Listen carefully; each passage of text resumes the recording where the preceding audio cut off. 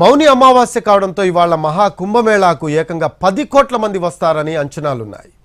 ఈ నేపథ్యంలో భారీ ఏర్పాట్లు చేశారు. ఎలాంటి అవాంఛనీయ సంఘటనలు జరగకుండా యూపీ సర్కార్ చర్యలు తీసుకుంది.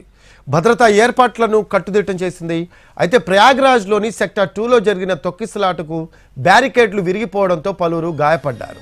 ఈ ఘటనలో 10 మందికి పైగా చనిపోయారని తెలుస్తోంది.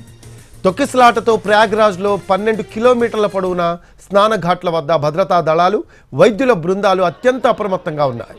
అఘోరాలు, సాధువులు, భక్తులు పుణ్యస్నానాలు ఆచరిస్తున్నారు. పలు రంగాలకు చెందిన ప్రముఖులు కూడా మౌని అమావాస్య సందర్భంగా త్రివేణి సంగమంలో పుణ్యస్నానాలు చేస్తున్నారు.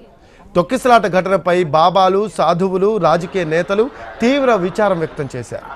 గాయపడ్డవారు త్వరగా కోలుకోవాలని ఆకాంక్షించారు. ఈ నెల 13 నుంచి మహా కుంభమేళా జరుగుతోంది. 12 పుష్కరాలకు ఒకసారి వచ్చే మహా కుంభమేళా కావడంతో దేశ విదేశాల నుంచి ప్రతిరోజు లక్షలాదిగా వస్తూ ఉన్నారు. 17 రోజుల్లోనే 15 కోట్ల మందికి పైగా త్రివేణి సంగమంలో పుణ్యస్నానాలు చేశారు. ఫిబ్రవరి 26 వరకు కొనసాగే మహా కుంభమేళాకు 45 కోట్ల మందికి పైగా తరలి వస్తారని అంచనా.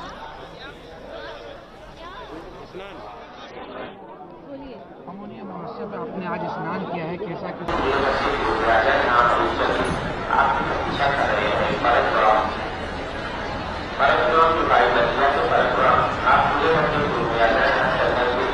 आप